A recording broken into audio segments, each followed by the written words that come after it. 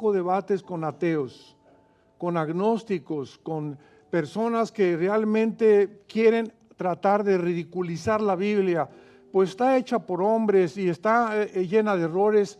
Siempre acabo preguntándoles, ¿ya la leíste? No, pues mi maestro de escuela, o verdad, o la filosofía comunista niega a través del materialismo que no puede haber nada después de la muerte, etcétera, etcétera. Pero la ignorancia de las Sagradas Escrituras es asombrosa. Y nos damos cuenta que el contenido de este libro destruye, hace pedazos cualquier sistema de filosofía humana.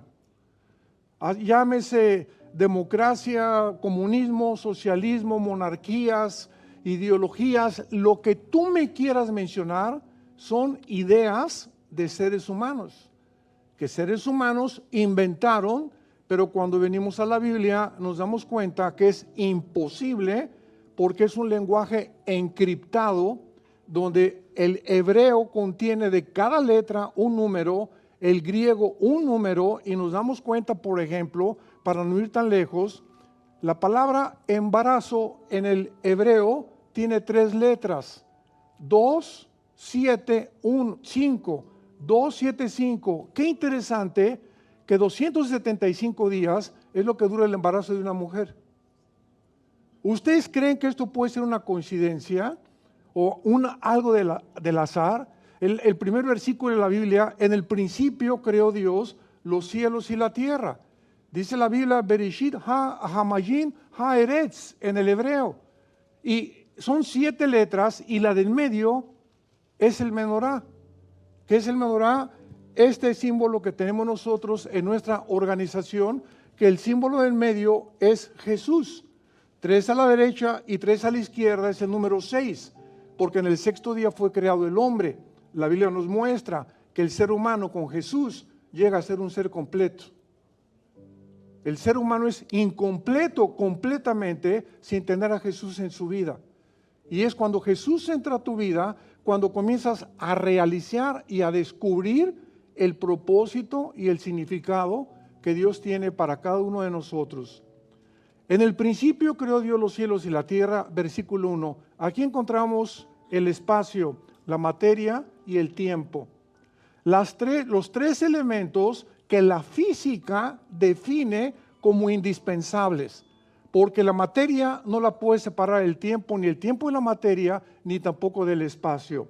Luego dice en el versículo 11, dijo Dios, produzca la tierra hierba verde, que dé semilla y fruto según su género. Esto fue antes de Gregorio Mendel, del doctor Crick y del doctor Watson. La primera página de la Biblia nos establece hace 4.500 años las leyes de la herencia, antes de que se descubrieran. ¿Qué significa esto? Que una semilla de uva tiene las características nutritivas y los minerales para que haya una información, y cuando crece tiene que ser redondita, moradita o verdecita. La semilla de la papaya tiene características especiales para nuestros intestinos. La de la naranja tiene sus características. Todas las semillas de todos los árboles del mundo tienen un ADN, tienen un software, tienen información inteligente que decide cómo va a ser. Nosotros, cuando tú naciste y cuando yo nací, fuimos diseñados por Dios, hombres o mujeres, porque solamente hay 2 géneros. Y a las mujeres Dios les dio 2 cromosomas X, a los hombres el Y que no tienen las mujeres. Entonces, si tú crees que eres hombre y te sientes otra cosa y tienes el cromosoma Y, estás negando tu biología y tu genética.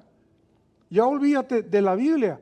Biológicamente hay una resistencia actualmente en el mundo porque ahora oímos ya de lo transgénero, pero no vamos a entrar a todas estas cosas. En el capítulo 2 del Génesis, versículo 7, Dios nos muestra que Dios forma al hombre del polvo de la tierra. Damas y caballeros, señores científicos y médicos que nos acompañan, y la Biblia nos muestra que el polvo de la tierra tiene 4 gases y 19 elementos químicos: flúor, yodo, potasio, calcio, fósforo, etcétera, etcétera. y son los 19 elementos químicos que tiene el ser humano. Y los 4 gases de la Tierra, nitrógeno, oxígeno, etcétera, etcétera, son los 4 gases que tiene el ser humano. Otra vez, demasiadas coincidencias. Y a continuación dice Dios, Dios forma al hombre del polvo de la tierra y Dios le infunde al ser humano lo que no le infundió a los changos, o a los monos, o a los simios. Porque el otro día me preguntaron que cuántos idiomas hablaba yo. Les dije que 5, porque hablo paraguayo, argentino, costarricense y mexicano. O sea, tenemos en Latinoamérica, ¿verdad?, diferentes maneras de hablar. En México decimos chango, en otro dicen simio, aquí le llamamos popote, otros le llaman pajilla o cervatillo. En fin, hay cantidad de lenguaje dentro del castellano que nosotros hemos acomodado y que tenemos que acostumbrarnos. Y ojalá que se acostumbren al mexicano, porque en ese idioma vamos a hablar. Entonces es increíble que la Biblia sea el único libro en los millones de volúmenes que existen que nos diga quiénes somos. Que nos diga quiénes somos. Por eso se equivocó Sigmund Freud. Sigmund Freud atribuyó a la psique el problema del ser humano. William Shakespeare al defecto trágico. El pobre de Carlos Marx, cuando escribió El Capital con Federico Engels en el siglo XIX, también se equivocó al creer que la lucha de clases o el problema del proletariado pobre, quitándole a la burguesía el poder, podía repartirse la riqueza y el comunismo sería la ideología perfecta para que hubiera igualdad. Todos estos hombres, ¿en qué se equivocaron? En no conocer completamente de qué estamos formados. Si Carlos Marx hubiera sabido que el problema que le impedía a él que el comunismo triunfara es el pecado humano, porque cuando el proletariado le quita el poder a la burguesía, comienzan a cometer los mismos errores. Tenemos el ejemplo de Cuba. Viene la revolución en el 59, en el 60, y sacan a Batista, y pues la ideología y el comunismo y todo el mundo feliz, y ¿qué nos damos cuenta?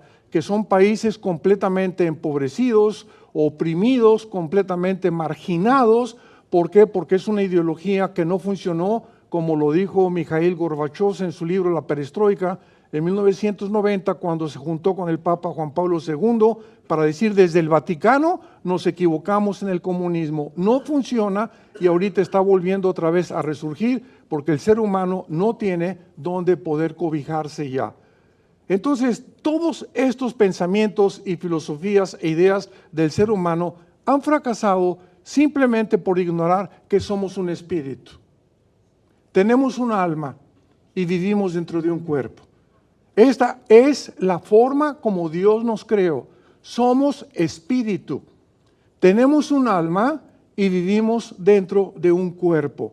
¿Qué cosa es el espíritu? Es la parte inmaterial a través de la cual Dios nos puso, sopló algo que salía de Él, porque Él es espíritu, para comunicarnos, adorarlo y seguirlo. Porque Él es espíritu. No hay forma mentalmente ni filosóficamente de conocer a Dios. No hay ninguna investigación humana, ningún método humano para conocer a Dios más que a través de la revelación. Si Jesús no entra a tu vida y tú no le das oportunidad a Jesús de entrar a tu vida, seguirás de cine en cine, de novela en novela, de libro en libro, de ideología en ideología, de mujer en mujer, de hombre en hombre, buscando siempre y sin encontrar. Porque hay un hombre que dijo hace 2000 años, yo soy el camino, la verdad y la vida.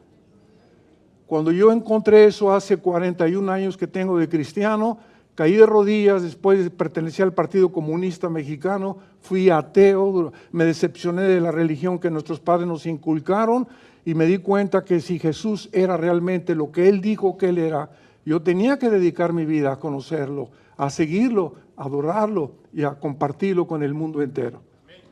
Y es lo que hemos hecho en los últimos 40 años.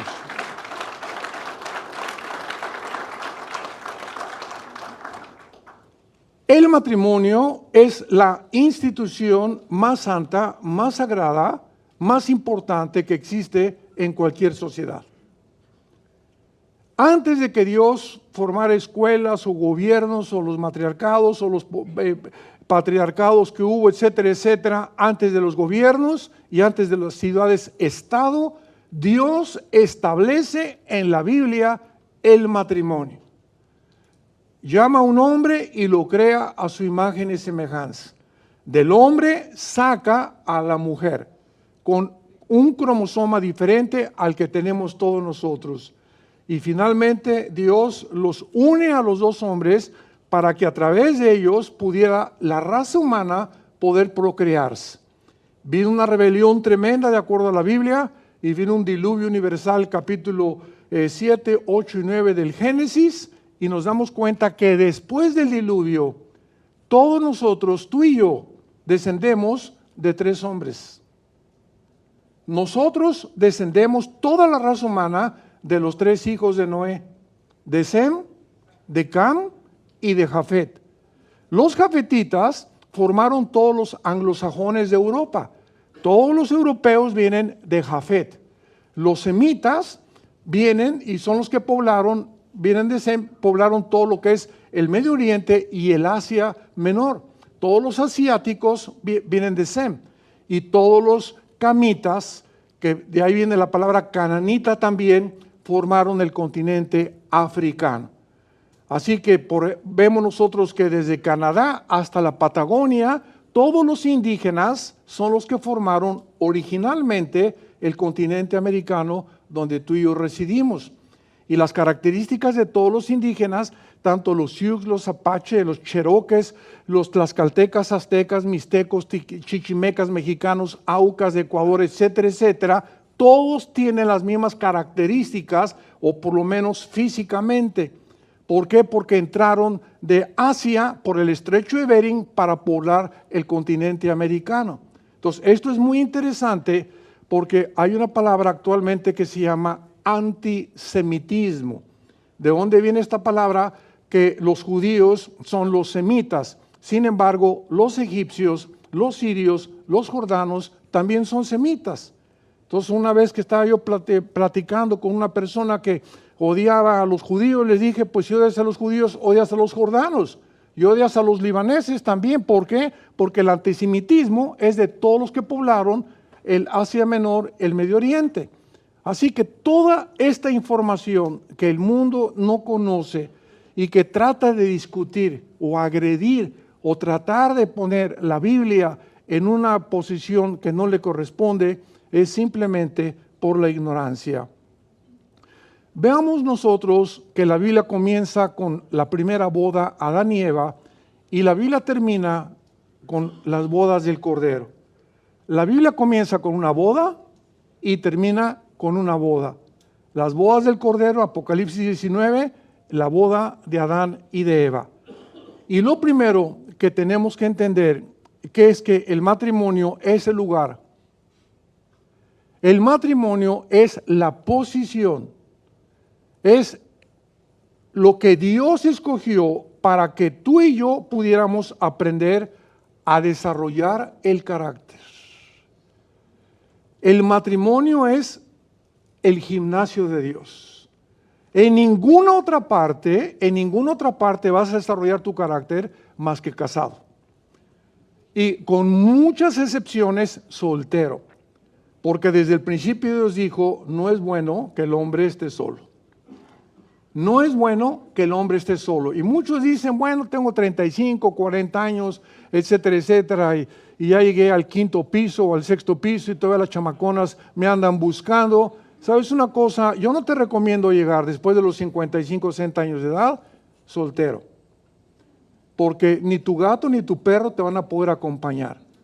Vamos a descubrir la grandísima necesidad que tenemos. ¿Por qué? Porque al final nos quedamos todos solos. Los hijos son prestados, no duran nuestros hijos y finalmente nos quedamos el hombre y la mujer. Dichosos aquellos que han amado a su mujer, que la han sabido tratar, que han sabido considerarla, porque cuando llegues a esa edad te vas a dar cuenta que vas a recoger lo que tú sembraste.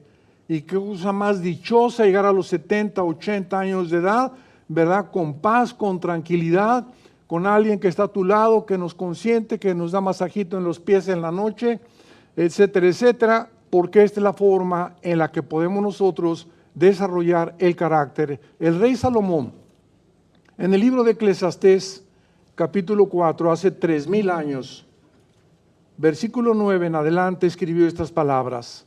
Eclesiastés 4, del 9 en adelante. Estas son las palabras del hombre, de acuerdo a la Biblia, más sabio que ha existido después de Jesucristo, el rey Salomón. Mejores son dos que uno, porque tienen mejor paga de su trabajo. Porque si cayera el uno, levantará a su compañero. Pero hay del solo, que cuando cayere, no habrá segundo que lo levante.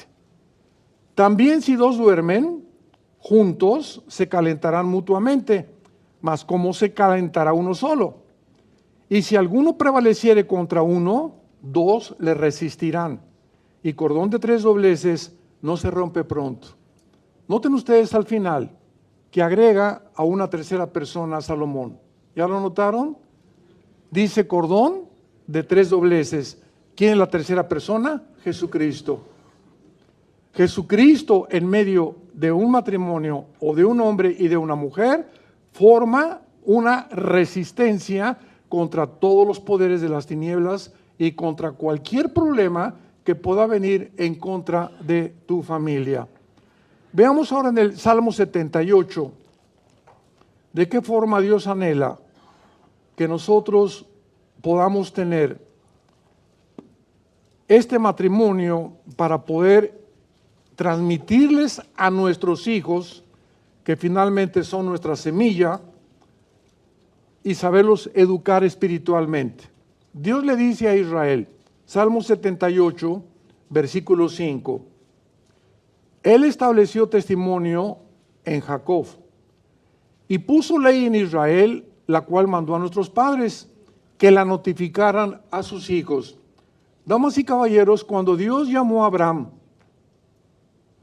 para formar la primera nación de la historia, la nación de Israel, que es la primera nación en la Biblia que Dios formó, al momento que Dios llama a Abraham, sabía Dios que al ser Abraham el fundador de una grande nación, esa nación o un conjunto de seres humanos necesitamos leyes. Porque si no tenemos leyes, hay anarquía, y cuando hay anarquía, hay autodestrucción. Entonces, Dios, como el legislador del universo, y las leyes que Él puso, la ley de la gravitación, las leyes, la primera y la segunda ley de la termodinámica, las leyes nucleares, la poderosa y la débil, etcétera, etcétera, así como puso Dios leyes en el universo para que existiera la ciencia, porque los científicos, si no tuvieran las leyes perfectas que están continuamente a nuestro alrededor, no podrían observar, porque la ciencia se dedica a observar el fenómeno. Entonces, si hay leyes perfectas como el día y la noche, el movimiento de los astros y las galaxias, es claro que la ciencia pueda realmente poder comprender estas leyes por la seguridad y la fineza y la afinación con la que existen. Pero también Dios puso leyes morales. No somos animales, no provenimos de chita o de los simios. Esto, la teoría de la evolución, cuando descubrieron el ADN en 1954, el 65% de los científicos ateos se convirtieron. A un científico ahorita actualmente, si tú lo conoces y él insiste en que él cree en Darwin, solamente contéstale que si Darwin hubiera tenido el conocimiento de la genética que en el siglo XX se descubrió, Darwin jamás se hubiera atrevido a postular, porque fue una postulación, no es científico, que posiblemente puede que, quizá, no sé, no estoy seguro, en su libro El origen de las especies, que veníamos nosotros de los animales.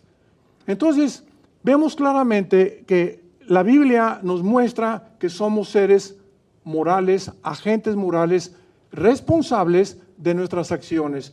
Después vamos a hablar también del sexo, mañana o pasado, mañana, para que podamos ver que el sexo fue algo que Dios inventó, no el Walter Mercado, ni la doctora Corazón, ni tampoco los sexólogos locos que están en la televisión dando consejos que los muchachos deben de masturbarse porque es bueno para ellos. Imagínense nada más a dónde hemos podido llegar.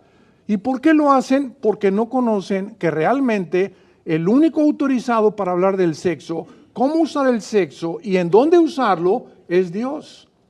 Y la Biblia está llena de sexualidad. Y más vale que aprendamos lo que dice la Biblia a lo que dice el puesto de periódicos de la esquina de tu casa. Entonces es importante que Dios nos dé leyes morales porque no somos animales y estas leyes están en la Biblia. Los 10 mandamientos es el código de conducta más perfecto que existe en la ética humana. No existe ningún código tan perfecto como los 10 mandamientos. Ni el código de Hammurabi, ni los códigos egipcios, ni tampoco los que han inventado. Qué impresionantes leyes morales nos da Dios. Nos da leyes para gobernarse.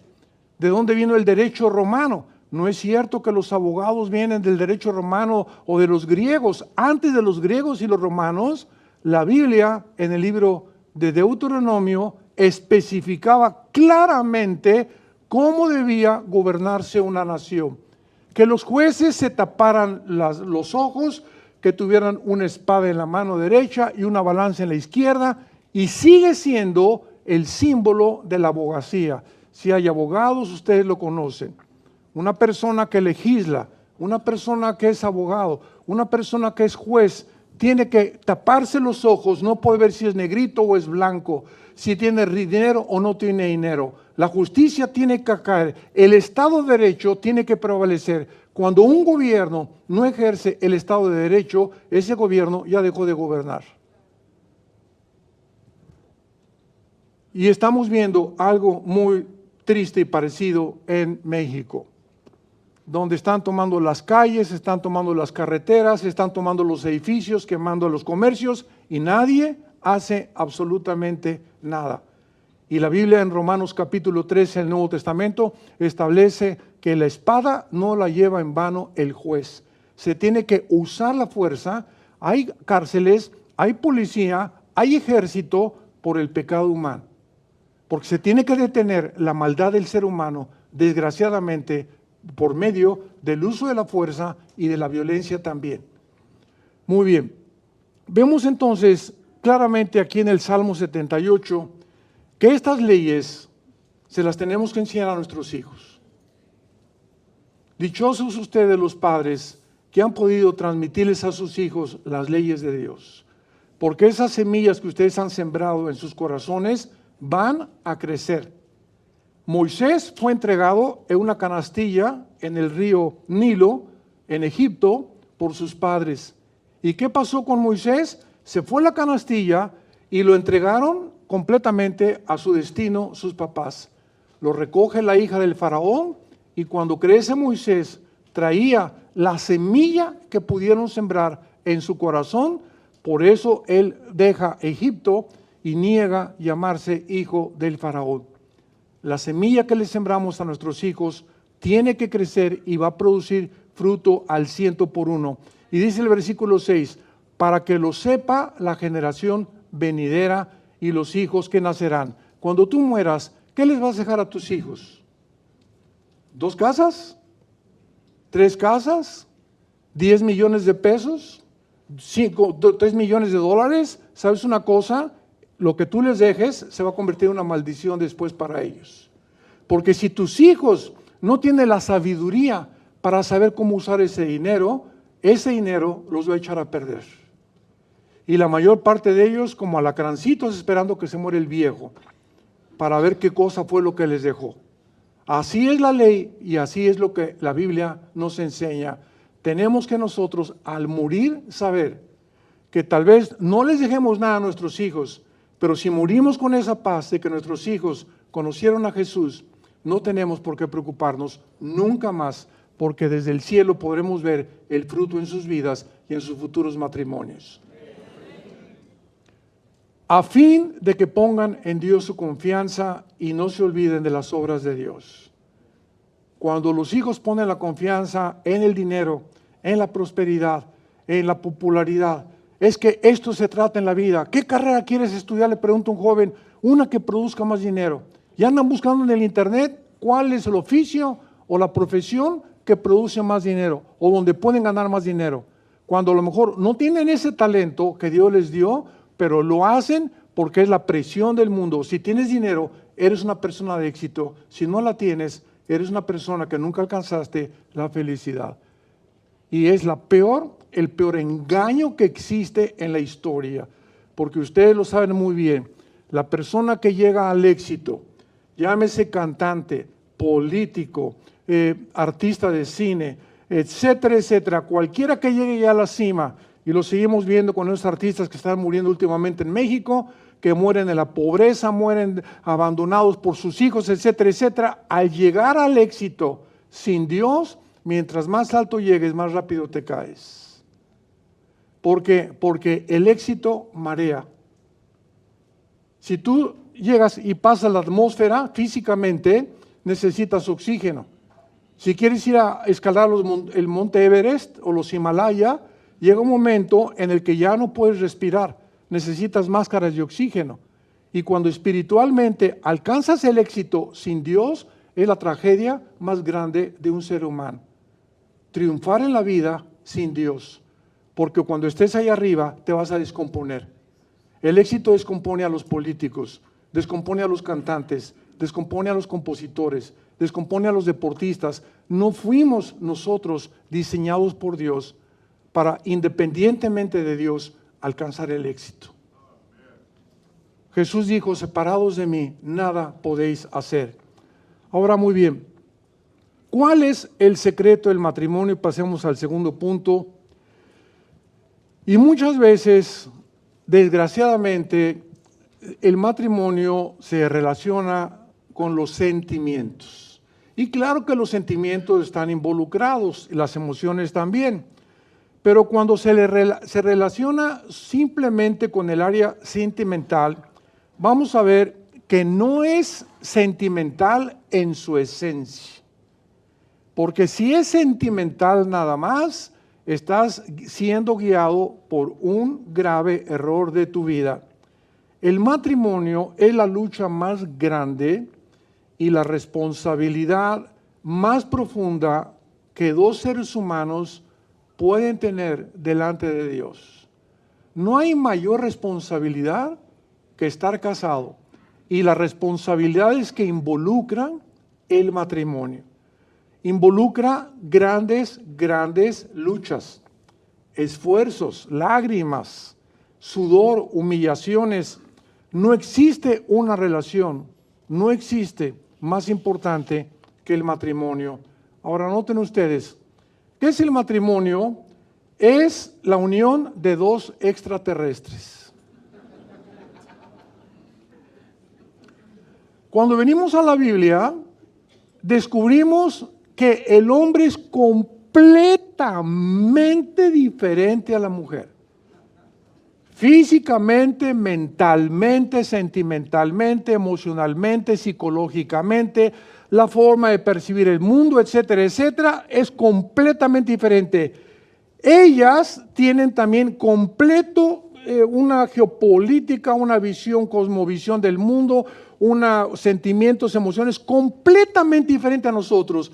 Entonces es lógico que siendo la unión de dos personas completamente antagónicas en todo, tenga que haber chispas, fricciones, gritos y sombrerazos, como decimos en México. Entonces, qué difícil es poder unirte a una persona que no es igual a ti, que es completamente diferente a ti.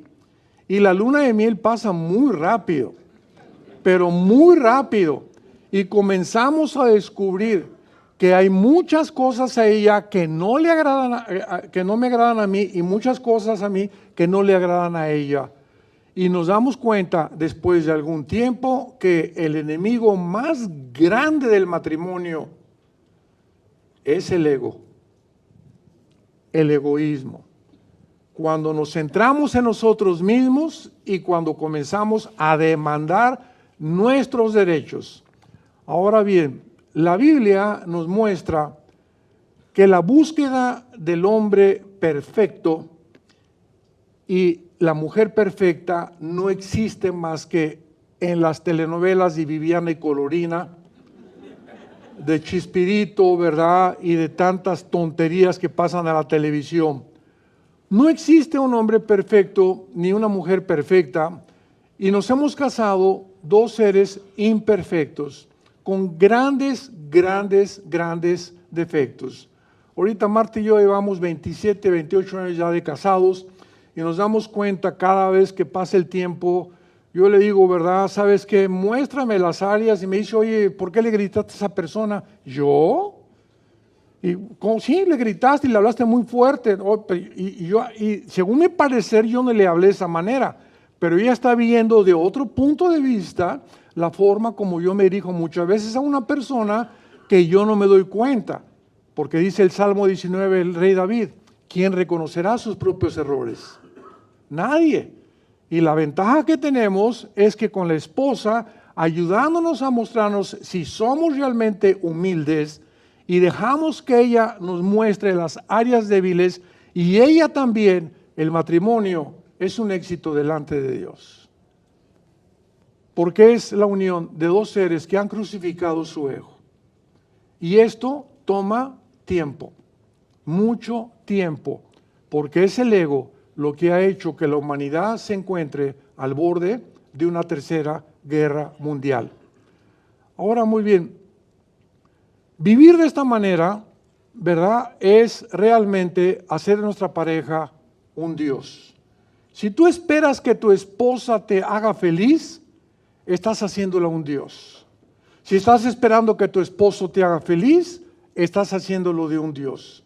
Si tú cambias tu actitud y vives, ay, pues yo quisiera estar casada con un hombre que me hiciera feliz y por eso estoy amargada, etcétera, etcétera, es porque hiciste a tu esposo un Dios. Porque cuando es Dios, amarás a Dios con todo tu corazón, con todas tus fuerzas y con toda tu alma. Una vez le pregunté a Dios, Señor, te lo digo con todo mi corazón, ¿esto es egolatría? ¿Es un Dios ególatra, el Dios bíblico, que nos demanda una total sumisión y amor completamente a Él? Y a través del tiempo en la Biblia descubrí que precisamente Dios nos dice que lo amemos a Él con todo el corazón, porque tarde o temprano voy a perder a mi esposa, voy a perder a mis hijos, y si yo lo amo con todo mi corazón, tendré la fuerza para seguir viviendo. Y si tu esposa te engaña, tendrás la fuerza y no te vas a matar ni a suicidar porque se fue chencha. Ni tampoco porque él cometió adulterio, no te va a amargar la vida para nada. ¿Por qué? Porque tus fuerzas están en Él. Y cuando pase por las aguas no te ahogarás y por el fuego no te quemarás. Porque yo sé, dice el Señor, los pensamientos que tengo para tu vida. Nunca te dejaré y nunca te abandonaré. ¿Ven ustedes la coherencia y la lógica que existe en la Biblia de lo que Dios nos ordena? Esto es impresionante. Cuando dice Juan, en el principio era el Logos, y el Logos era con Dios, y el Logos era Dios, esa palabra Logos, que se tradujo verbo del griego, es la palabra lógica. O sea, Dios es un Dios de lógica. Y cuando nos da un mandamiento, hay una lógica detrás que nos ayuda a descubrir que lo que Dios nos manda tiene lógica, tiene sentido común. Porque la pregunta es, ¿quién quiere ser feliz? Pues todo el mundo levanta la mano. La segunda pregunta es, ¿quieres pagar el precio? ¿Quieres pagar el precio para ser feliz realmente? Obedece los mandamientos de Dios. Sigue la palabra de Dios y te vas a dar cuenta que ahí se encuentra verdaderamente la felicidad. El problema no es con la institución del matrimonio, el problema somos nosotros mismos. Ahora tenemos una costumbre nosotros cuando alguien viene a pedir consejería matrimonial. Oiga, doctor Alducin, pues fíjese que mi esposo, espéreme, doña Chencha o doña Chole, ¿cómo está usted con Dios? ¿Viene usted a acusar a su esposo cuando usted no se ha dado cuenta que usted tiene problemas más graves que su esposo? ¿Cómo está su relación con Dios? No, pues ya tengo 2 semanas que no leo la Biblia, entonces, ¿cómo puede usted atreverse a tratar de cambiar a su esposo cuando el problema no es su esposo, es usted? Entonces, muchas veces queremos cambiar a la otra persona sin darnos cuenta que nosotros no hemos cambiado. Y cuando no hemos cambiado nosotros, no podemos nosotros pedir nada a cambio, porque hay una ley que se llama la ley de la cosecha. Tú no puedes recoger lo que no has sembrado. Ahora, el secreto del matrimonio lo encontramos en Efesios, en el Nuevo Testamento, capítulo 5, versículo 31 al 32. Y una de las cosas más maravillosas es que el matrimonio, por ser la institución más santa y más sagrada, más importante que existe, ¿saben ustedes por qué? Otra vez, tiene que haber una lógica, tiene que haber una razón. Dios nos dio una razón para que a Dios no le molesta que lo cuestionemos. ¿Por qué permitiste al diablo? ¿Por qué permite los tsunamis? ¿Por qué permites estas cosas? Como los ateos no tienen preguntas, ni un ateo le pregunta a otro que le conteste. ¿A quién creen que le van a preguntar? A nosotros los cristianos. Todas las preguntas relacionadas con el mal y la maldad no se las hacen entre los mismos ateos, vienen a preguntárnoslas a nosotros, pero nos vienen a preguntar desafiando. A ver, como me llegó una vez un señor en un hotel, ¿te acuerdas, Marta? Estábamos saliendo de un desayuno y en el elevador me dice, a ver, usted es el que acaba la conferencia, ¿verdad? A ver si es cierto. Dios es todopoderoso, ¿verdad? El Señor, le digo, sí, claro que Dios es todopoderoso.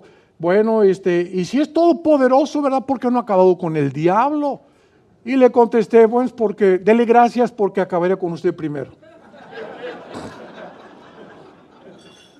Siempre hay personas que abordan los problemas que ellos no pueden resolver y que creen que nosotros no tenemos respuestas para poder agredir al cristianismo. Por eso es el libro más controvertido y Jesús es el personaje más perseguido, más criticado y más burlado de toda la historia de la humanidad. ¿Por qué existen todos los grupos satánicos, el 666? ¿De dónde lo sacaron? De la Biblia. ¿Por qué Marilyn Manson cuando está en sus conciertos es la Biblia, la agarra un pollo, le arranca la cabeza, escupe la Biblia? ¿Por qué no escupe el Corán? O el Tripitaka, o los Vedas, o los libros. ¿Por qué tiene que ser la Biblia y Jesucristo, los personajes y el libro más controvertido? ¿Por qué en las películas los más grandes criminales y los más grandes adúlteros y borrachos, parranderos y jugadores y ateos, cuando pasa algo dicen, Jesus Christ? ¿Por qué no? Gautama Buda. ¿Por qué es la persona de Jesucristo la que se expresa en todas las películas? Jesus. Hasta los ateos dicen, Dios está temblando. No es coincidencia, traemos en el alma la inclinación a eso, porque es precisamente lo que la Biblia nos muestra. Dice en Efesios capítulo 5, versículo 21, sométanse unos a otros en el temor de Dios.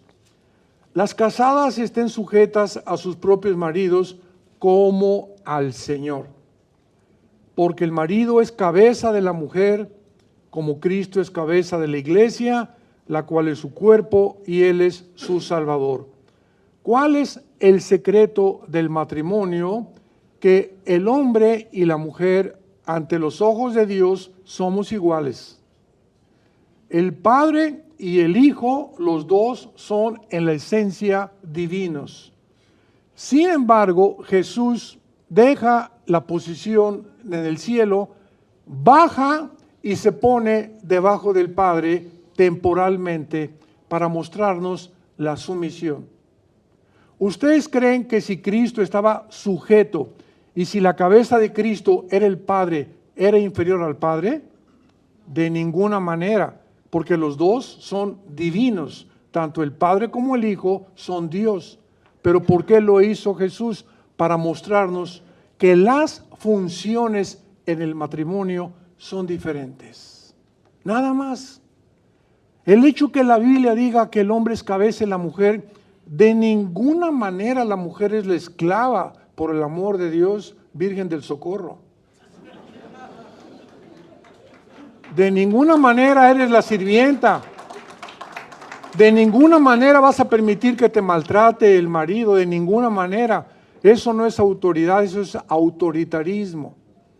Eso es un abuso total, ¿verdad? ¿Por qué? Porque el hombre ignora que el hecho que seamos la cabeza y el líder de nuestro hogar no implica que seamos dictadores, que es cuando se ejerce a través de la fuerza el liderazgo que Dios nos ha entregado.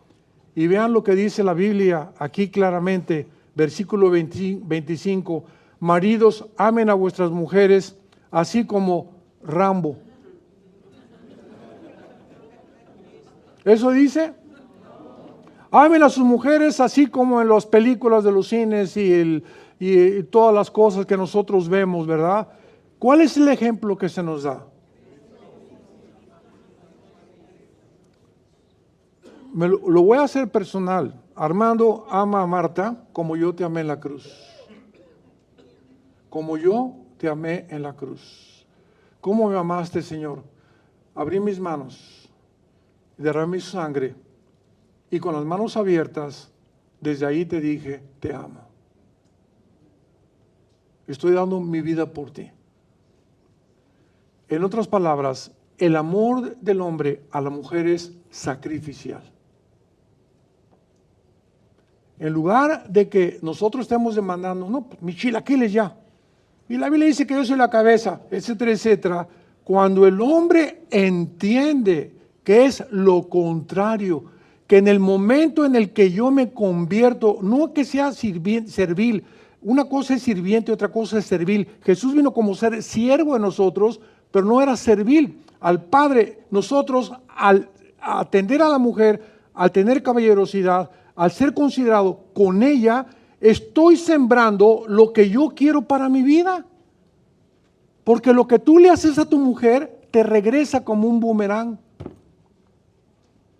Si la maltratas, no te imaginas cómo te va a ir. Es interesante que han descubierto que casi el 65% de los hombres que tienen disfunción eréctil son personas que han maltratado a las mujeres.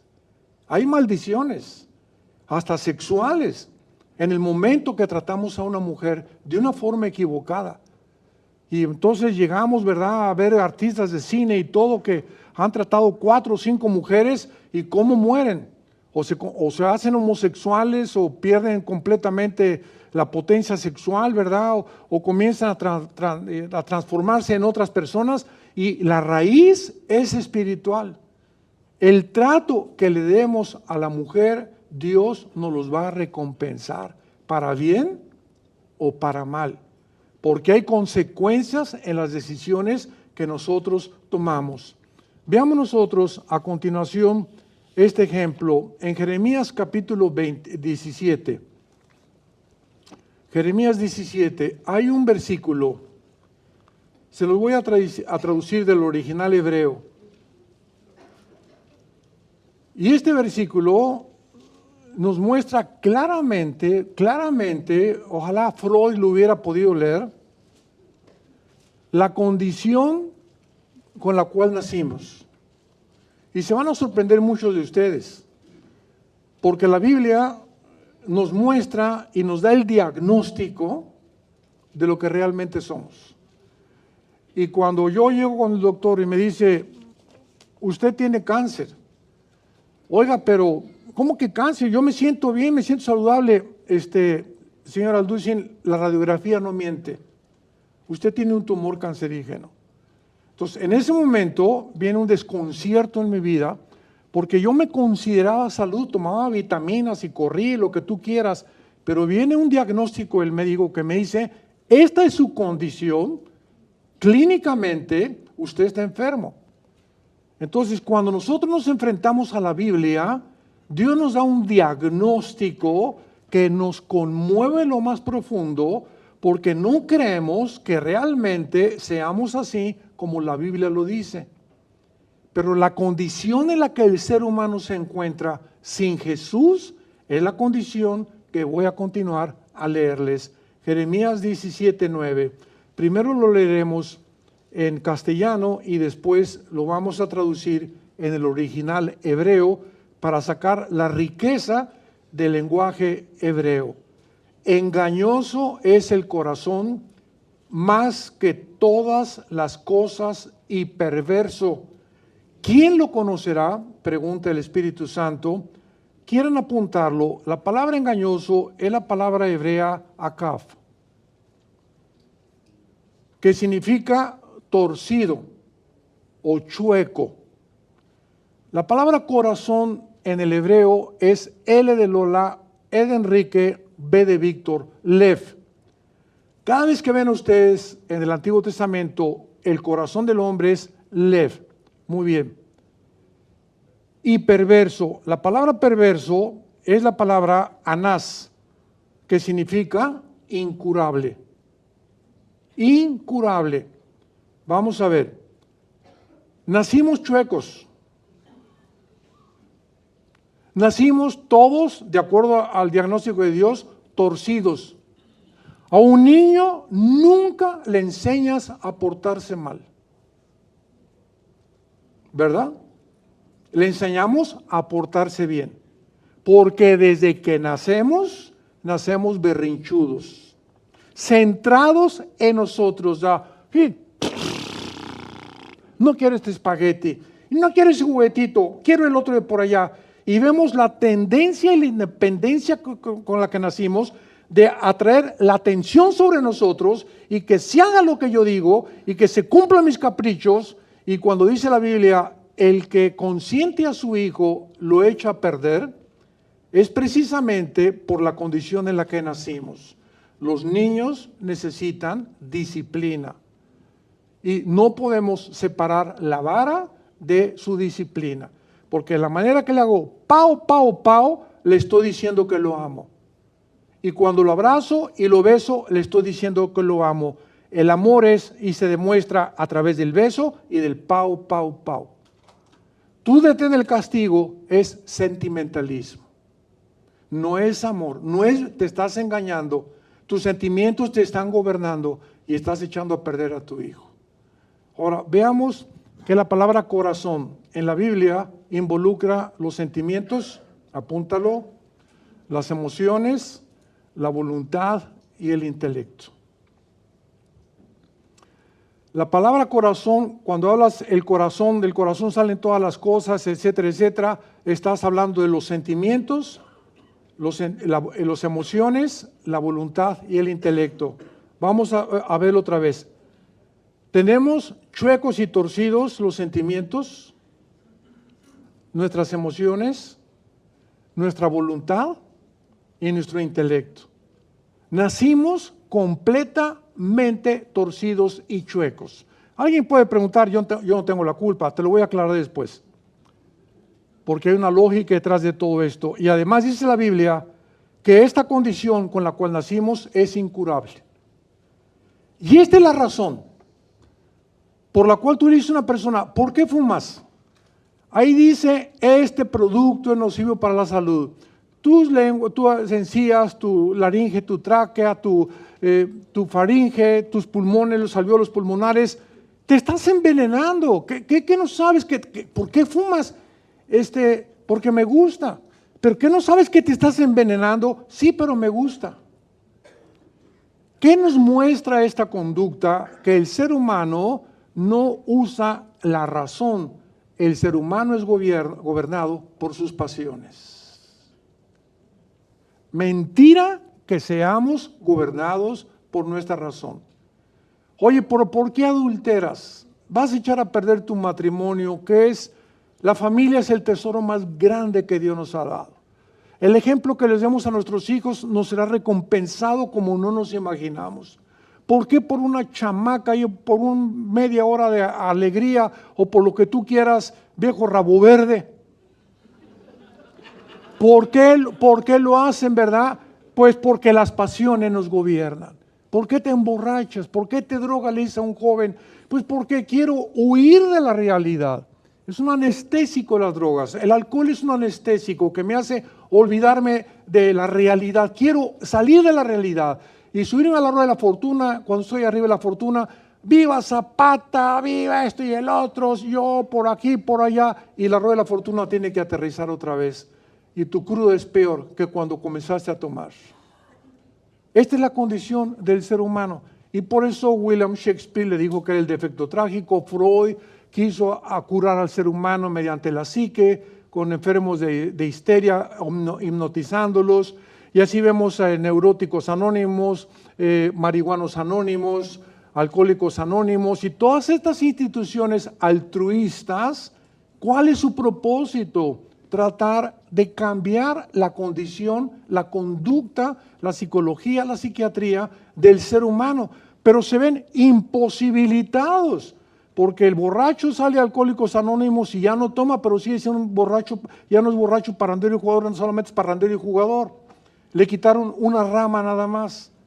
La psiquiatría, ¿por qué fracasó? Y la psicología, porque tú vas a un hospital psiquiátrico, escúcheme con mucho cuidado. El 98% de los hospitales psiquiátricos en el mundo no curan a nadie, los manejan con químicos, con pastillas tranquilizantes, Ecuanil, Valium, Prozac, porque no pueden cambiar a un neurasténico, un sociópata, un esquizofrénico, más que con puros químicos. La situación del hombre es incurable. Aquí está el diagnóstico. Y por eso estamos buscando la manera de corregirnos. Ahorita, ¿cuál es el problema? El clima. Ahogado el niño, queremos ya sacarlo del pozo. El planeta está completamente contaminado, el aire, el mar y todo. No, pues ahora ya no usamos bolsas de plástico. Estamos tratando cuando el planeta ya no tiene solución. ¿Por qué? Porque fue más allá de la capacidad que tenemos para resolver los problemas. ¿Cuál es la medicina que Dios nos da en la Biblia para la situación incurable? Los hombres inventaron las religiones también como un método para poder, me persigno el domingo, mi viernes de ceniza, ya no me siento tan malo. Al Capone se disfrazaba de Santa Claus en diciembre para regalarle dulces a los niños porque no se sentía tan malo. Y así nos damos cuenta, vemos a narcotraficantes con la medalla del Sagrado Corazón de Jesús. Pero roban, trafican, etcétera, etcétera, pero son religiosos o se creen religiosos porque la conciencia les dice que abrazando una religión ya no me siento tan mal. Y el domingo entro a la iglesia y el domingo soy santo y de lunes a viernes me porto como hijo del anticristo. ¿Quién es la única persona que Dios mandó al mundo para sanar la condición en la que nacimos? La Biblia le llama Jesucristo. ¿Y cuál es la medicina? Su sangre derramada en la cruz. Solo la sangre de Cristo te puede sanar. Solo la sangre de Cristo te puede sanar. Ustedes saben que la vida de la sangre está en el alma. O sea, el alma, de acuerdo a la Biblia, se encuentra en la sangre. Entonces, cuando Cristo derrama su sangre, ¿qué derramó? Su vida. Porque la vida está en la sangre. Y eso lo descubrimos hasta el siglo pasado, hasta el siglo XIX, 19 o 20 más o menos. Durante siglos se trataba de sacarle la sangre a la gente para curarla y sanarla. Imagínense nada más, los descomponían más todavía. Pero vemos que es la vida de Jesús entrando a mi vida y comenzando a restablecer mi manera de pensar y sacando los programas que me metió Lenin, que me metió Freud, que me metió Marx, que me metieron todos los ateos y todo. Yo en mi caso personal era un ateo completamente. Vino Cristo y me sigue desprogramando y me está metiendo ahora el nuevo programa. Y en la medida que tú permitas que el programa de Dios entre a tu vida y los demás programas salgan, comenzamos a tener la verdadera sanidad. Todos ustedes, todos nosotros nacimos lastimados. A unos fueron violadas de niñas, otros tuvieron padres agresivos, alcohólicos, otros han tenido 2, 3 divorcios. Todos los seres humanos somos personas lastimadas. Y estas heridas del alma a muchos los victimizan y los hacen sentir de que el mundo está en contra de ellos, porque el mundo los lastimó. Hay una película que está ahorita de moda que se llama El Guasón. Y esta historia del Guasón la fuimos a ver. Yo nada más porque había 2 psicólogos que me recomendaron que la fuera a ver y querían que yo les diera mi opinión. Y cuando salí esa película, mi opinión fue la siguiente. Esta es la historia de un hombre que fue lastimado desde niño, desechado por su mamá, violado, etcétera, etcétera. Escucha con mucho cuidado. Y este hombre en esta película, El Guasón, justifica las heridas del alma para poder matar. Ahora yo puedo matar y puedo hacer esto y puedo hacer aquello porque me lo hicieron a mí. Y claro que eso descompone y te desintegra la personalidad y te lo vuelves un loco, que es en lo que acaba como un loco, ¿verdad? Y todo el mundo al final de la película acaban todos como locos. Pero es una película completamente diabólica que hace escuela, porque ahora los que van a ver esa película y fueron lastimados en la vida van a justificarlo para hacer el mal. Y eso se llama la victimización. Y cuando hacemos eso nos olvidamos que somos responsables y que tenemos que dar cuenta de nuestros actos. Padre, te damos gracias en esta tarde por tu palabra. Te damos gracias, Señor, porque tenemos tus mandamientos y tenemos tus leyes, y justas son todas las razones de tu boca. No hay en ellas cosa perversa ni torcida. Toda la Biblia es recta al que entiende y razonables a los que han alcanzado la sabiduría. Venimos, Señor, porque somos seres frágiles, vulnerables, y anhelamos fortalecer nuestro matrimonio. Oh Dios, que podamos tener la sabiduría para poder compartir tus pensamientos y tus mandamientos, y que podamos tener el entendimiento que no somos dioses. Nuestros problemas van mucho más allá de la capacidad para resolverlos. Te necesitamos.